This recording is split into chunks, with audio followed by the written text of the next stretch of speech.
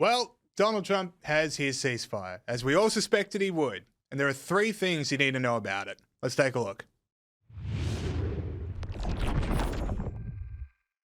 All right, so the big story in the news today, thankfully, we do have a ceasefire. Donald Trump announcing on Truth Social, based on conversations with Prime Minister Shehbaz Sharif and Field Marshal Asim Munir of Pakistan, and wherein they requested that I hold off the destructive force being sent tonight to Iran, and subject to the Islamic Republic of Iran agreeing to the complete, immediate, and safe opening, I love how he always does the all caps, of the Strait of Hormuz, I agree to suspend the bombing and attack of Iran for a period of 2 weeks. There will be a double-sided ceasefire. The reason for doing so is that we have already met and exceeded all military objectives and are very far along with the definitive agreement concerning long-term peace with Iran and peace in the Middle East. We received a 10-point proposal from Iran and believe it is a workable basis on which to negotiate, so on and so forth, and thank you for attention to this matter. So Iran, for its part, has put out a statement that says for a period of 2 weeks, safe passage through the Strait of Hormuz will be possible via coordination with Iran's armed forces and due consideration of technical limitations. All right, so there are three things to know about all of this. One, this is a massive win for Donald Trump, America, the people of Iran, the world, you, me, everyone wins. Because a ceasefire that turns into lasting peace is good for the world. Now, I was hoping that would end in the fall of the regime, but that does not seem likely. But the next best thing is that there is a stability in Iran with a people that are treated professionally, and there are no nuclear weapons, or no possibility of nuclear weapons, nothing going towards nuclear weapons, which Donald Trump says we're on the table for. So that Truth Social post shows what Trump and his administration have been saying for weeks. A message definitely not amplified by parts of the media, that America has been achieving decisive victory after decisive victory. A regime that was happy to goad Trump online a week ago is now coming to the negotiating table and giving America what it wants. And also, for there to be at least 2 weeks of free passage through the Strait of Hormuz is good news for global oil prices and shows that peaceful navigation through the strait is possible. If we're all laden with mines and inaccessible, there would be no opening. Lasting safe passage is closer than some people fear. And it's good for the people of Iran as well, as there will be no Armageddon. Because it wasn't that long ago that Trump was posting that today was going to be power plant day, bridge day, that an entire civilization might die. So it's a good thing for the people that have suffered so much under that regime do not find themselves in the crossfire of American bombs. So today is a great day, and people should know that, and people should respect that. But it leads me on to point two. How does the media keep treating every Trump moment like it's the first time it's ever happened, right? It's not breaking news to you or me, but for people in the media, they need to remember or at least learn about the Trump school of negotiation. Because he walks people to the negotiating table, everything seems positive, he's sending out all the right signals, then just before everyone sits down, he completely flips out and acts like a crazy person. Now, and then people just go, well, this is a crazy person. No, it's not. It's someone who is doing exactly what they set out to do in the first place. He just wants to throw the other side off. Iran thought things were progressing one way, then nuclear Armageddon gets threatened. Now, Iran is a bit more willing to cede on a few issues once that's on the table because they don't know if Donald Trump is actually crazy. Now, we know he's not crazy because we've been doing this for, 12 years now? Like, president, then not president, then president again. This is the Donald Trump school of things. And did anyone really serious really think that today would be the day that Iran would be bombed back into the Stone Age? No. But what people did know is that Trump does this to make negotiations go a certain way. But that was completely lost on the media.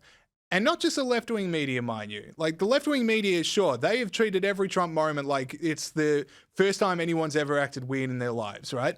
But the new right-leaning, wherever they are these days, independent media that has rejected Trump, they have bit on this one as hard as they can, right? And it's weird because the Tucker Carlsons of the world, the Megyn Kellys of the world, have spent the last couple of years telling us all what is true, which is take Trump seriously, but not literally. Then now that they don't like him anymore, it's the same huffing and puffing about outrageous posts from the president that we usually expect from the left. Here was Tucker Carlson's reaction. How dare you speak that way on Easter morning to the country? Who do you think you are? You are not God, and only if you think you are do you talk this way. To send out a tweet with the F word on Easter morning promising the murder of civilians and then saying praise be to Allah without explaining any of it, that is evil. Except, of course, they all ended in what Trump wanted, as did the last 100 times he tweeted out something crazy on Truth Social. Take him seriously, but not literally. He was never going to destroy civilization. He wasn't going to declare today to be Bridge Day, and he definitely wasn't deliberately praising Allah on Easter. But he was serious about coming off as crazy to scare Iranian negotiators. Stop falling for it every single time. Now, the third thing I want to get to here is taco. Right? This is an old slur against Donald Trump that he's a reputation Trump always chickens out. But you need to define the taco thing around what was Trump actually trying to achieve, right? Because then you need to know, then you can find out if he's chickened out or not. So what was the outcome desired? If Trump wanted Iran to be rubble, millions of deaths, an unstable region, sure, all right, taco. Today he chickened out. He didn't destroy an entire country. But that is not what he wanted. Do you think all the pain, destruction, economic cost, American lives at risk such a move would do was plan A? Or did Trump not chicken out, but rather get everything he wanted? Okay? So yeah, today is a massive win for Donald Trump. I don't expect his critics to admit they were wrong. I don't expect them to admit they thought there was going to be a forever war when there wasn't. I don't expect them to say, you know what, actually, Trump's got a pretty good handle on how things go down in the Middle East, right? They're never going to do any of that. But come on, stop falling for the same trick over and over again and have some self-respect.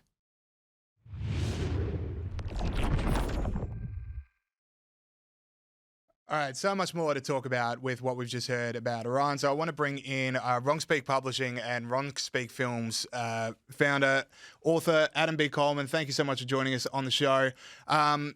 I'll read you Trump's Truth Social post about that because he's just put that out moments before we started recording here. So if we can get that up on screen while I read. Based on conversations with Prime Minister Shehbaz Sharif and Field Marshal Asim Munir of Pakistan, and wherein they requested I hold off the destructive force being sent tonight to Iran and subject to the Islamic Republic of Iran agreeing to complete, immediate and safe reopening of the Strait of Hormuz, I agree to suspend the bombing and attack of Iran for a period of 2 weeks. This will be a double-sided ceasefire. The reason for doing so is that we have already met and exceeded all military objectives and are very far along with definitive agreement concerning long-time peace with Iran and peace in the Middle East. We received a 10-point proposal from Iran and believe it is a workable basis on which to negotiate. Almost all of the various points of past contention have been agreed to between the United States and Iran, but a 2-week period will allow the agreement to be finalized and consummated. On behalf of the USA as president and also representing countries in the Middle East, it is an honor to have this long-term problem close to resolution. And then his famous sign-off, thank you for your attention to this matter, President Donald Trump. So, Adam, I just want to start off, initial thoughts when you hear me read that out. Well, I think it's good news, for sure, especially for the American public that is very weary of war. I'm old enough to remember us getting into Afghanistan, Iraq, the mission accomplished, George W. Bush landing on the plane, and we all thought it was over with. And then 20 years later, we were still there and trying to get our way out. So it's good to hear that in this particular mission, when it came to Iran, there was a particular point that they were trying to prove. They had an objective. By his words, they met that objective some time ago, and now they're trying to move forward with some sort of peace and return to normalcy when it comes to having oil run through the strait. So I think overall, like my reaction is that this is good. Hopefully this remains. Anything can happen, but hopefully this remains. And I would imagine Iran agreed to this because they are thoroughly decimated, and they're being, and they probably have some surrounding pressure as well to give it up. Yeah, couple of things I want to talk about in there. So I was talking with John Fund on this show last week about how the war is being reported, right? Because as you say, Trump's, there's been a lot of, like, no one wants to see a forever war, but I don't think it's any question that the America has had some tremendous successes in this. It doesn't, like, we don't even know if the Iran Supreme Leader is alive. He hasn't been seen in public for so long. There's military operations getting carried out a lot. And then also you had this incredible recovery of downed US servicemen. Like, it does seem to be success after success for America. And yet the reporting and the public coverage is quite negative. Like, you would think that America is either losing this war or getting stuck in another Vietnam or Afghanistan after just a couple of weeks. What do you put that down to? Well, simple. The media hates anything that Trump does, even if it's objectively positive. They will find some sort of way of spinning it. So let's say he's talking about having a two-sided ceasefire, and it actually comes to fruition. Well, they'll say, "Well, why didn't this happen weeks ago?" They'll just find something to nitpick about anything that happens, rather than actually just being objective about the matter. Based off of what we know, Iran was a legitimate threat. They tried the peace part. They tried doing all that stuff. I don't know how many presidencies where they tried different methods, tried giving them money, tried doing all this. And what remained the same? They funded terror around the world, and they still chanted death to America. And so they made it to a point where they had to do something, from my understanding. Could be absolutely wrong. But it came to that point where they felt the need and they executed. And not only did they execute, they were literally executing every leader systematically. So this was a high amount of intel, precision, and they reached their objectives very early on. So for the media to try to spin this in some sort of negative way, the only way I could see them spinning it is if we're looking at this same issue going on 6 months later, when we were kind of promised a quick strike. Here's our objective. We met it, and we're done with it. So I don't know. Other than they just hate Trump. Yeah, I think that's definitely the case for left-wing media. I'm going to be really interested to see how elements of the right approach this, because there does seem, you've got the Tucker Carlson, Megyn Kelly now, this elements of people that think they really truly represent MAGA, who say Trump's got us into another forever war. I can see two reactions to this. I can either see this as another example of Taco, Trump always chickens out, and I can also see this as being, I've already said this because we record this before my editorial, but they also they seem to be falling for the same trick that the left usually falls with Trump. So I want to start off with the Taco thing. Trump had that tweet over Easter break where he says, a civilization could die if you don't open the effing strait. Praise be to Allah. That is something, I mean, it's a bizarre tweet. I think that, we were talking about the Trump Presidential Library. If that's not in the hallway of the Trump Presidential Library when it gets made, then I don't know what we're doing with the thing. But the point I'm making is Trump goes crazy on Truth Social just before the big deadline for a negotiation, whether it be with Iran, whether it be with someone else. But he gets you to the line, then he threatens that he's going to do something so far past the idea of what's possible, and then he comes back to the negotiating table because he knows the other side are now scared. I think this is just exactly what's happened here. He said, I'm going to bomb you. We're negotiating. Better not walk away. I'm going to bomb you to the Stone Age. Okay, cool. Now we can play ball. I don't think this is Taco. I think this was his plan from the start, that he would go crazy on Truth Social so that he could get the result he got today. Excuse me. This is one of those moves, and actually that's a great point that you're making as far as his strategy. When you remove the Trump derangement syndrome, and we can talk about Tucker Carlson and all of them and what their actual agenda is, but when you remove the Trump derangement syndrome and you watch him from a strategy standpoint, not saying that it's flawless, but I'm just saying if you watch what he does, he often does the big ask. He has talked about this a bunch of times. You ask for more than what you actually want. And so what he's actually doing is almost like a big demand. Or he's going above and beyond to give the impression, and then that brings someone to the table, and that person who's coming to the table thinks that they're winning because the opposite that was being offered was so outrageous that they actually came to a point where they feel that they're winning, And that's actually the area that Trump actually wanted to be at. So Trump wants a ceasefire. So he doesn't want to blow them to kingdom come, but he's going to act like a madman and say we're just going to unleash everything that we have.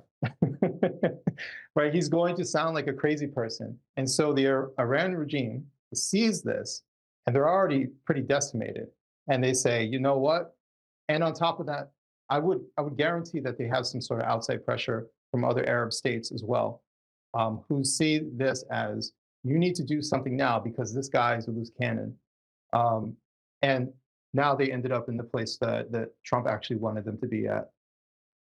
Yeah, and then let's get into the Tucker Carlson part, because after Trump made that, pretty fiery Truth Social post, to put it mildly, Tucker Carlson had the video saying, "How dare you?" He's not the only one that's been critical of Trump from the Iran war, over the Iran war, from the right. People who think he's launched another forever war. So I'm curious to see how they react to this, because, I mean, in one respect, it's a win that Trump's quite confident we're at the finish line. He says, like, the military's decimated, we've got everything we wanted. Are they going to have a back down and go, actually, Trump won this thing? It has been wrapped up in a pretty record amount of time, or is it going to be the same, like, Trump's just a hawkish forever war kind of president? So whatever their agenda is, which their agenda is not to align themselves with MAGA. Their agenda is to remix MAGA into being America first. And it is not to get behind Donald Trump, because Donald Trump, theoretically, his power is about to end. This is all about a power grab, and it's about a dictation for the future for the American right. And it's also with them adapting to an ideology that is much like the far left that we complain about. And so that's why they use the same arguments, that's why they use the same tactics, and that's why they act with the same Trump derangement syndrome. So there's definitely an ideological front. And because of that ideology, that is that's their North Star. So no matter what he does, they're going to reframe it. Last time that we had a conflict, when we had bombed Iran, we were told that we were having World War III. The same people were complaining and freaking out about what was about to happen. And guess what? World War III never happened. But you know what they never did? Say, oops, I guess we were wrong. We overreacted on that. Of course they didn't do that. So they're going to do the same thing here, because the entire agenda for them is to dismantle the reputation of Donald Trump. And it's also to give the false impression that Donald Trump is out of favor. If you listen to these same people, you would think that the Republican Party and the MAGA right are moving away from Trump simply because of Iran. Yet poll after poll after poll shows the virtual opposite of that narrative, which tells me that this is a psychological operation by these so-called influencers or so-called journalists. They have an agenda, and the agenda is not truth. Yeah, I think, and then also it's people just getting too online, too lost in their own comment sections, because, Yeah. I mean, the people who comment on this video are wonderful people, and I encourage people to comment on it. But sometimes, especially with the Megyn Kellys and Tucker Carlsons of the world, the comments aren't representative of the majority, but that they are the representative of the loudest. And I think for a lot of their fans, MAGA is Donald Trump is MAGA, and they will follow the person and not whatever kind of underpinning ideology you assign to it. Because I think, like, you say there's a difference between MAGA and America First. So Donald Trump, he's big on America First. America First doesn't mean America alone. It doesn't mean an isolationist policy. It doesn't mean what Tucker Carlson seems to think it means.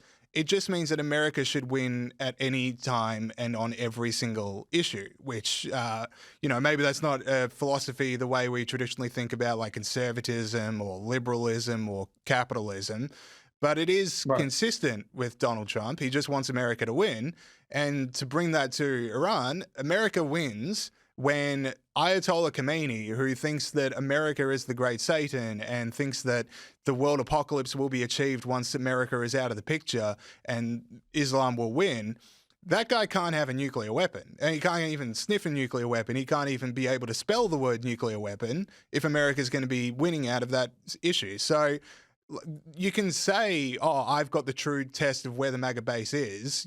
Unless you're Donald Trump, you don't. Right. And even when it comes to the term America First, the term America First has been hijacked. Because if you ask me, um, let's say 2, 3 years ago, what is America First? I would have said it's basically the same as MAGA, right? It's putting America's objectives first and foremost, which every country should do, right? Every country should put their interests first and foremost. Doesn't mean that you're an isolationist. Doesn't mean that you don't have allies. Um, you know, it just means that you care about the country that you're residing in. And so what they're doing is reforming America First and what America First means to them. And that's why they keep using America First, because America First was just kind of like a tagline, but MAGA was always the phrase, right? And so they keep conjuring up America First and they give new definitions as to what that means. And to them, America First means not doing the bidding of Israel, as if going after Iran has no benefit to the United States, right? So this is about many other things, and also this is also a reshaping of MAGA when it comes to war, because MAGA's interest was not never get into any sort of war or conflict ever again. The paranoia was about forever wars because we had just got done electing 2 times a president who said no more stupid wars under Barack Obama. And guess what he did? He increased the amount of conflicts and never pulled people out of the dumb wars that he even said that we were in. So that's what MAGA was coming from. This wasn't, hey, if an adversarial nation gets nuclear weapons, we should just say, well, listen, we don't ever. I know we have the strongest military in the world, but we don't ever want to do anything possibly to stop an outside nation from being a threat to us, because America First. It's silly. If we go through all the different diplomatic means and we come to the same point that we are the enemy and they're going to do it no matter what. Barack Obama sent them I don't know how much money under his tenure, and guess where that got us? Nowhere. And so we made it to a point where they're going to pursue nuclear weapons. We could not let that happen. Now, that to me is a worthy measure of going to stop a nation who has overtly said that their aim is to destroy an ally in Israel and also to destroy the United States. So yes, I think this is worthwhile. How they do it is a different story. If we're going into Iran to nation build, then that's something that I have pause over. But if the objective is to stop the threat and allow for Iran to take care of Iran and whatever power grab happens in Iran, then so be it. Then I'm fine with that. The threat has been neutralized. Yeah, I was hopeful at the start, especially when Donald Trump was saying, after the bombing's done, Iran, take back your country. I know Trump says there's been regime change because the leaders are different. I think if the leaders have the same ideology as Khomeini, then I think we're going to be back here in a couple years' time doing the same things. But I'm with you. I think I don't think that U.S. troops were there to safeguard democracy as they were in Iraq and Afghanistan. I don't think that it's sellable to the American public to have so much money being spent, so many lives being risked, so many American lives being risked, trying to preach democracy as they did in Iraq and Afghanistan to people that have got no semblance of what it is and no muscle memory for it, people who fall back into what they know. Anyway, that's Iran. I want to move on to New York. So Mayor Mamdani, elected on affordability. He pushed that narrative a lot. We're finally getting some movement on it with his racial equity plan, which is also talking about the true cost of living measure. Here he was at a press conference recently.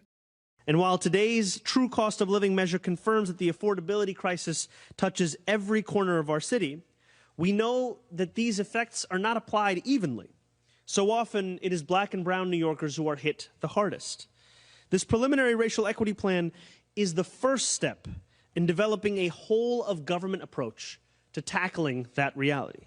It is a plan that lays out these first steps to solve decades of neglect and discrimination, and it places the work of 45 city agencies within a singular framework. So, a couple of things I want to discuss here, but I want to start off here. So, Mamdani's elected on affordability. I think that's an issue that is so under-discussed by politicians, and I think it really fueled his rise if he just talked affordability. Now, this is, for me, a blink moment where he starts talking about racial equity, and I think he's getting distracted from the own message. I mean, I'm saying it like I want him to succeed, but obviously I don't agree with the guy, but he's getting distracted from his own message that propelled him. So when you hear, okay, we've got an affordability problem, here's my racial equity solution, what's your reaction to that? Well, my first reaction is redistribution. I mean, that's what it sounds like to me. Excuse me. Um, what's interesting about this, socialists, communists, they often get the issue correct. They can recognize the problem, and he's not wrong. New York City is expensive. The problem is their solutions. The solutions are terrible. At best, their solutions cause more dysfunction. At worst, people die. So when it comes to something like this, the whole racial equity is just a way for them to redistribute. And in the United States, what's the best way of putting this? The issue is always about race, and to some extent. That's like the sensitive topic of our country. And so all you have to do is be a politician and say, well, this benefits brown and black people. And that is enough for them to raise taxes, to take money from this entity, to build this whole new department. And no one asks any questions as to what that money is actually used for. And so what he's going to probably do, my guess, is that he's going to hire a bunch of people who's going to be part of this racial equity office, and he's going to pay them a ton of money, and they're going to do exactly what? Who knows? There's going to be no oversight, right? Because why would you have oversight over how they help brown and black people? What are you, some type of racist? Like that's the entire thing. What communists do is they use a particular group of people as a shield and a weapon, depending on the moment. And that's what he'll do. And that's what they always do. So if you ask any questions about the methodology behind what they're trying to do, they will say, you're only fighting this because you want to stop brown and black people from getting help. You must be a bigot. You must be a racist. And then what they'll do is they'll siphon more money from the city and pay their friends who are now working for the city. And the money will actually go to the opposite of what they claim to actually go to. And it might go to some brown and black people, but guess what? They're probably wealthy already, and they're probably communists. And that's how this works. I also like the idea that we have a problem with affordability. People can't afford to live in New York City right now. So what we're going to do is massively increase the bureaucracy and government of this city. And exactly. Yeah, as if that's going to save anyone taxpayer money. The other part for me, so the left have, for centuries, they saw the struggles of the world in terms of class, right? You had rich and you had poor. And I actually think for a long time in history, 100% correct. Like there was, if you were born poor, and it's still true today, if you were born poor, you have a massive disparity in what your life can possibly be compared to if you're born rich. But I think 20, 30 years ago, the difference between the left started talking more about terms of the race inequity, right? That if you were born black or brown, your life was different to white. Now, if you were born poor and black and brown, your life is different to a rich white person. But I don't think it's as much because you're black and brown, but as because you are poor. And I think when you have an issue like affordability that is so clearly an activating factor for voters, all right? Mamdani won off affordability. Trump said affordability is a tool of the left. That talking point lasted a week because I think Trump started to get some polling data that his own supporters were concerned about affordability. And now he's talking about affordability as well. But when you start saying that this is a racial issue, you're getting distracted from the fact it's not. It's a class issue. It's a wealth issue. Yeah, and let's just call it what it is. Like, name a person who's become rich because the government gave them money. Name like a single entity. Bob from down the street, who was poor, was given a bunch of money by the government, and now he is wealthy. Now he's raised himself up 2 class levels. That's not a thing. No one gets rich from the government unless you're a corporation who gets some sort of favors, or unless you're a communist who has uh, some buddies already within government. But as far as a program, which is what he's talking about, this what ends up happening is you get mediocre to poor levels of support because the people who become wealthy are becoming wealthy because they stole something. They become wealthy because they provide something. The left has reframed and demonized people who are wealthy in this country. I know, I've met millionaires and billionaires in my life, and they're some of the most generous people that you ever deal with. And they got their money not because their mommy and daddy were wealthy. Most millionaires in America aren't coming from some long lineage of wealth like a Rockefeller. They're coming from new money, which means that they generated that income themselves. Well, how did they do that? They provided something of value. The government doesn't provide anything of value. The government takes money from other people who do provide a value and and then shift it and redistributes it to other people who don't provide anything of value. Not saying that we shouldn't have any sort of government assistance, but the idea that he's going to even the playing field by taking from the people who are creating something in our society and giving it to the people who aren't creating anything in our society, and somehow that's going to work. It's not. We live in a massive country, and those people who are creating things in society, they're going to leave. Kathy Hochul, the governor of New York, complained about this very thing, and it was actually begging for millionaires and billionaires because they're actually the tax base, saying, don't leave New York, begging them. Whereas years ago, she was saying, well, if you want to leave, leave. Now she realizes, oh, they're actually going to leave, but we need that tax revenue. Because the lies that the left has sold to the American public is that no rich person pays taxes, which is nonsense. And actually, the rich pay the bulk load of federal taxes and state taxes. And so all these little nifty programs that they like to have in New York City or in different parts of the country are being subsidized by the wealthy. And so then when you set up an environment where you make it so the wealthy are paying an astronomical penalty for doing something of value and providing something of value and earning that money on their own, they're just going to take it elsewhere because they're not being valued within their city. So he's going to create the nightmare that he claims he's trying to stop. Yeah, I think California's finding the same issue at the moment. It's always interesting that people freak out that, oh, okay, people are going to leave blue states, they're going to go to red states, they're going to turn those red states blue because they're going to bring their policies. I think it's exactly the opposite. I think everyone loves a big government, big socialist agenda till they have to pay for it. And if they're moving to a state where they don't have to pay for it, I think they're going to start going, you know what, these Republicans, I'm not as against them as I used to think. Yeah, I think it's too simplistic when people say stuff like that. The guy who leaves California is leaving California for a reason. He can't afford it.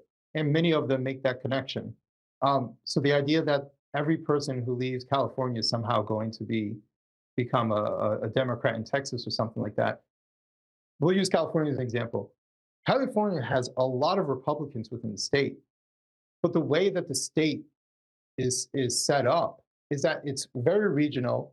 The districts are cut up in a particular way that Republicans are getting the shortcomings. And so it's hard for Republicans to actually win in that particular state. Then we can get into a whole demographic situation. How many people are being counted in census who aren't supposed to be within our country, which is another issue. But the idea that there aren't conservatives, there aren't Republicans in California is ridiculous. Of course there are.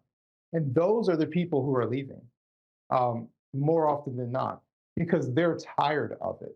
They're tired of paying out the nose. They can't afford it. And they see elsewhere and say, you know what, maybe this is a better alternative. And to be honest with you, many cases where people end up moving back because leaving for finances isn't always the best reason. When you have family, friends, you had an entire life that you built up. So often people end up going back to where they come from anyways. I want to bring it back to New York. You've got your book behind you, Black Victim to Black Victor, which I think it's so when Mamdani says there's an affordability problem, my people have looked into it. We found out it's a racial inequity problem, that New York was set up to hurt people from minorities. How do you think that feeds into a victimhood mentality that the world is set up against you? Like that doesn't really give you a whole lot of faith that you can overcome that, except for with Mamdani's beautiful big government plan. Like, I don't know how positive that message is sending out to people that America is a land in which you can achieve. Yeah, it doesn't help at all, but it's beneficial if you're a communist who's in control and you can constantly use that narrative to further anything that you want. We saw this during 2020, whether it was Joe Biden, whether it was Pelosi, or any Democrat post George Floyd could just say that this helps brown and black people, and everyone clapped and got behind it. Whether it did or didn't is a different story, but that's all you needed. And that's what they're going to continue doing. It's just that Mamdani is going to do it on steroids.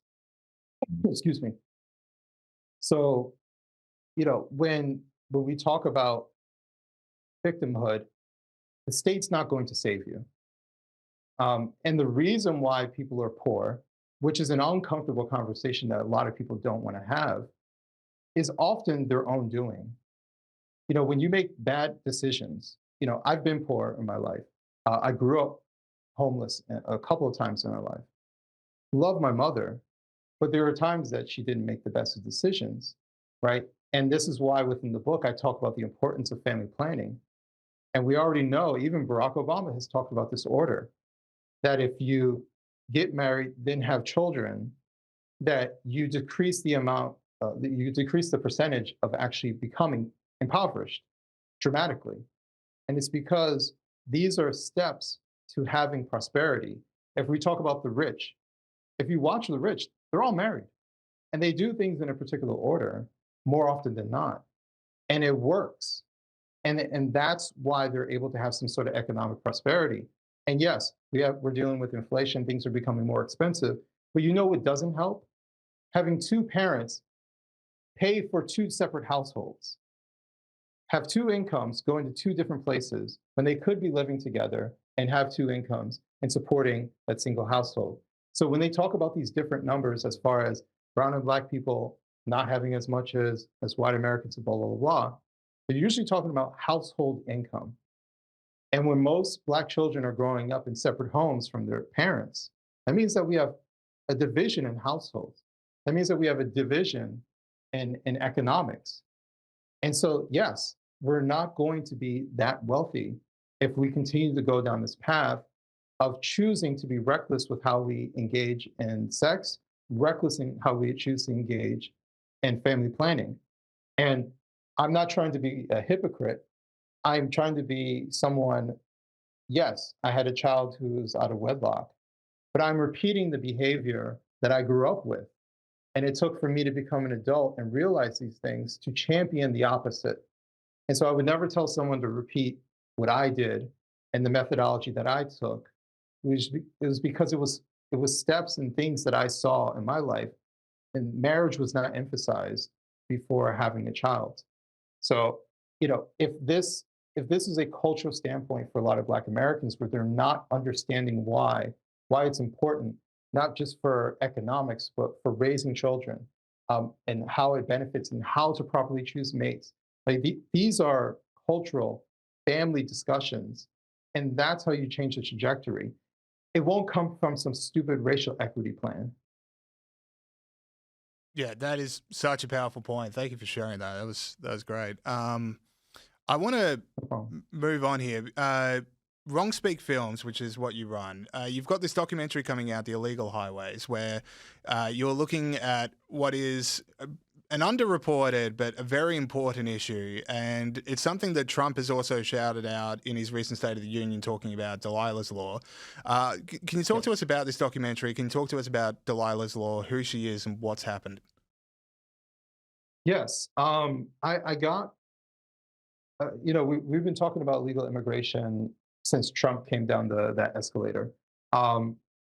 I was never aware of illegal immigrants being in the trucking industry. We're always told it's a highly regulated industry. It's a critical industry, right? That's how we get our stuff. Whatever that stuff is, that's how we get it. It comes on a truck. And so it's out of sight, out of mind, though. And when that U-turn crash happened in Florida, that woke up a lot of people in America. And while the truckers who've been seeing what's going on have been screaming for some sort of attention, no one was listening to them, and they didn't have the media even being interested or even politicians hearing them because they're always out of sight, out of mind. That U-turn crash woke up a lot of people, including myself. And so earlier this year, I wrote an article for the New York Post talking about um, the prevalence of it after speaking with a bunch of different experts. And I realized that it's beyond just a few illegal immigrants in some trucks. We're talking about organized crime. We're talking about human trafficking. We're talking about systemic failure. Some of it starting from the federal government just not having enough teeth, all the way down to there's no other way of really saying this organized foreign elements within our nation who are dominating certain markets in certain states, who are funneling these people into the country, putting them into a truck, and basically turning these illegal immigrants into indentured servants who have to drive twice as long as an American trucker. And many of them, I think for some of these people who are getting into crashes, I think many of them are exhausted. These men, more often than not, it's men, are driving forever and they're exhausted, and then they crash and they kill an American citizen.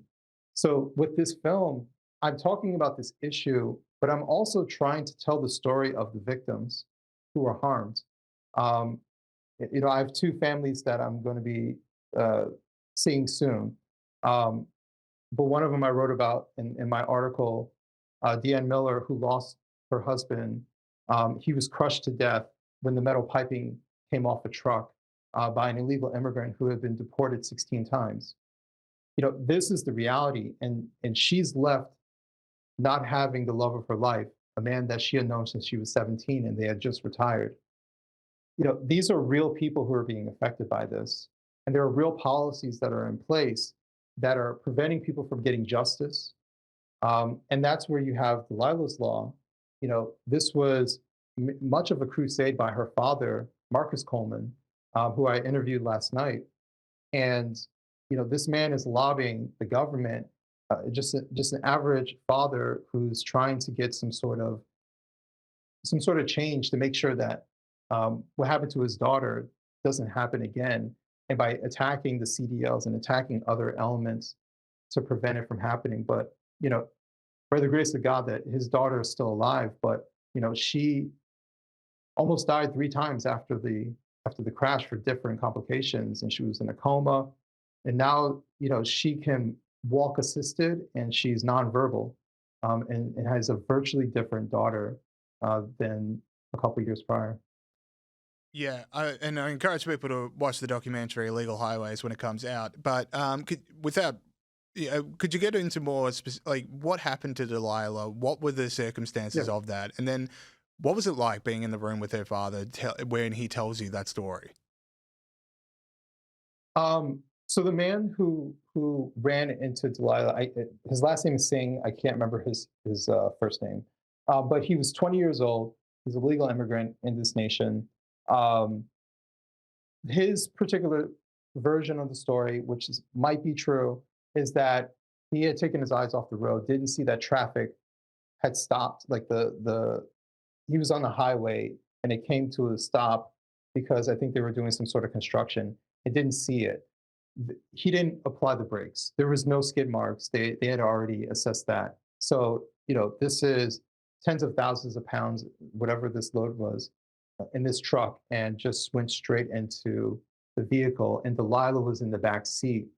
And Delilah suffered a bunch of different cranial issues. They had to remove parts of her skull. She had severe swelling in her brain. There's a litany of things that she had issues with, and she was in the hospital. I think he said for like 6 months. She was in a coma for a little bit. Like this girl went through something incredibly traumatic, and the fact that she is alive is a miracle. Um, and what was it like to be in the room with him? It was a blessing to be in the room with him because I'm always in awe with someone who is doing something that they feel called to do, and they're making all the sacrifices to do it. This man is spending his own money flying back and forth from California to DC and found a way to sit down with, Secretary Duffy, to sit down with congressmen and senators, to get advocates to work together to draft legislation under his daughter's name to try to get some sort of change. Um, and as he puts it, he's doing the politician's work, and he's sort of frustrated because he shouldn't be doing this, and we shouldn't have this particular system set up this way. His daughter should be perfectly normal, and so it was emotional for him to tell the story as to what happened to his daughter. He's a humble and caring father, and it was an honor for him to sit down with me for an hour and some change to talk about that story. I can imagine. I'm looking forward to watching it. What strikes me is that, like, I remember when I learned how to drive a car. It's just drilled into you. You are driving a weapon. You are driving something that can Yeah. easily kill someone, and you should respect the roads as such. And to think that there are trucks, like huge trucks, being driven by illegal immigrants who are pushed past the point of exhaustion to work for these companies. I mean, it is insane that the government is not trying to crack down as hard as they can on such a dangerous thing on American roads. If I can give one more detail that I don't think people are aware of, and they'll find out in the film, it's not just that this guy just got behind the wheel of a truck. What happened was during the Biden administration, they allowed for CDL schools to self certify. And so you saw a rapid expansion of CDL schools. And many of these CDL schools cater to particular demographics. So in this case, this man is Indian. So he would get funneled into a CDL school that caters to Indians. And so they speak Hindi. So these guys are getting crash courses into how to drive a truck. A normal CDL school, you'll have to be there for weeks. I think it's somewhere between like 3 to 5 weeks, depending on the school, to go through everything and practice on how to drive and take responsibility for this size of truck. What people aren't aware of, these CDL schools are essentially CDL mills. And what they'll do is they basically give them a CDL and say they passed after a few days. So these guys are severely untrained as well. They're not supposed to be behind the wheel of a truck, but they're also severely untrained. And they're giving a crash course on how to drive something that most Americans get weeks of training before they even feel slightly comfortable getting behind the wheel of one. I want to move on to one final topic, which is Artemis II. And I Mm. we've had this clip come out of the astronauts on board talking to Donald Trump, which we'll play in a second. But certainly it's something that's been huge around the world, huge in America. They've traveled further than any other astronaut before. It's been a real rallying cry. We got the clip now. Let's have a look. It's an honor to speak to you, and I wanted to congratulate each and every one of you. And tell me, what is the most unforgettable part of this really historic day? The whole world is watching and listening. We saw sights, Oriental sights that no human has ever seen before, not even in Apollo, and that was amazing for us. My question is American optimism back? Like, it's just the initial moon landing is such a moment of America is here. Like, look how incredible we are.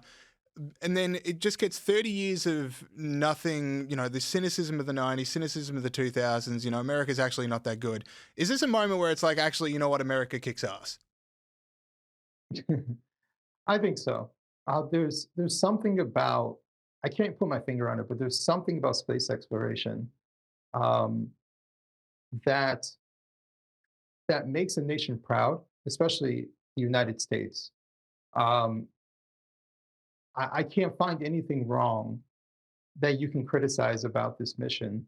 Um, and I will say that there's a clip that was going around from one of the astronauts. I can't remember his name, talking about the spiritual element of what he is doing, and really giving a very Christian speech, unapologetically. And that to see that from someone who has the attention of the world, and to hear him in such a unique position and a unique perspective to see the world.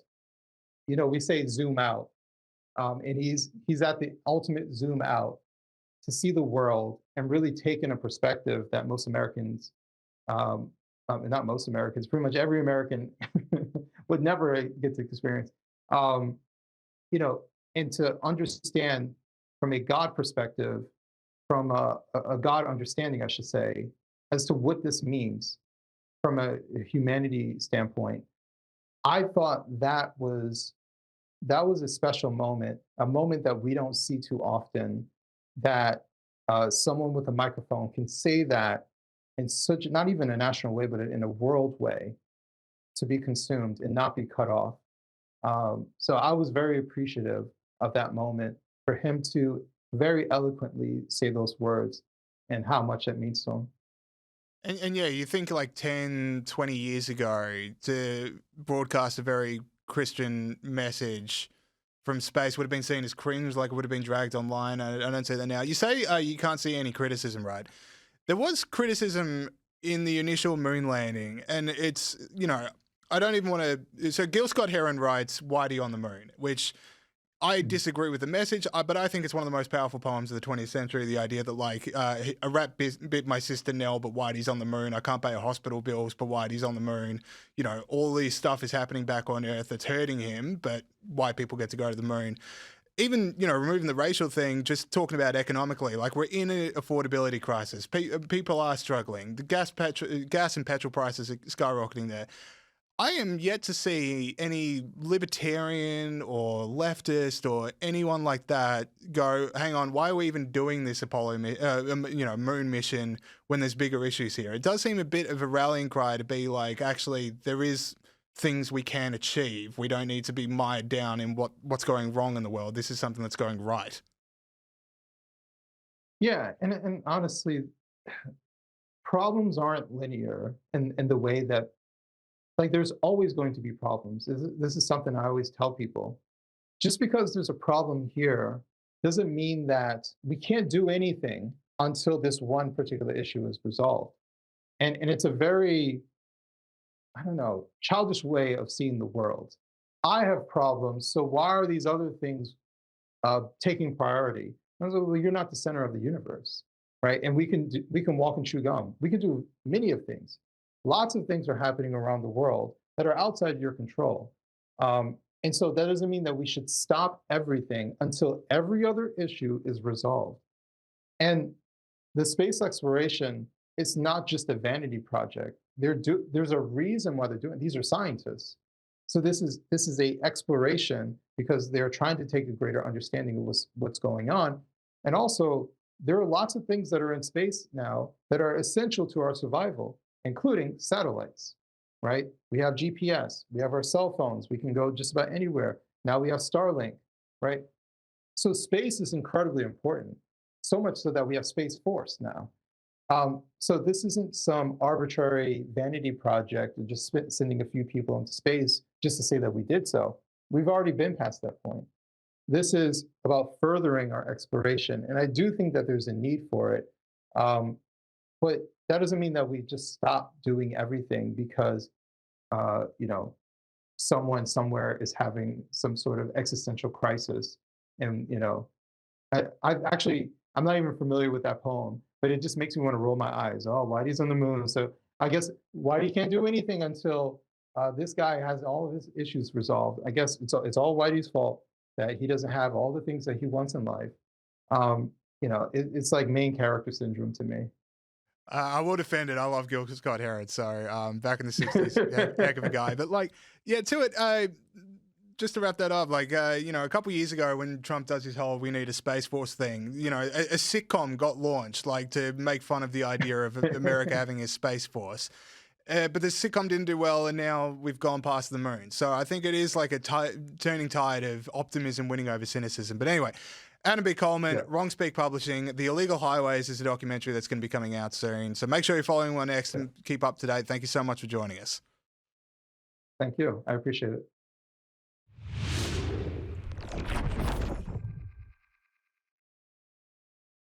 Thank you for watching this week's episode of the James Bolt Show. I hope you enjoyed that conversation with Adam B. Coleman. Fantastic guy. Really enjoyed talking to him. To make sure you can keep up to date with all of my future videos, all of the future videos, the wonderful commentators here at Sky News, Gab Power, Rita Panahi, all these great, Danica DiGiorgio, all these great digital presenters we have, please subscribe to Sky News Australia on YouTube so you can keep up to date.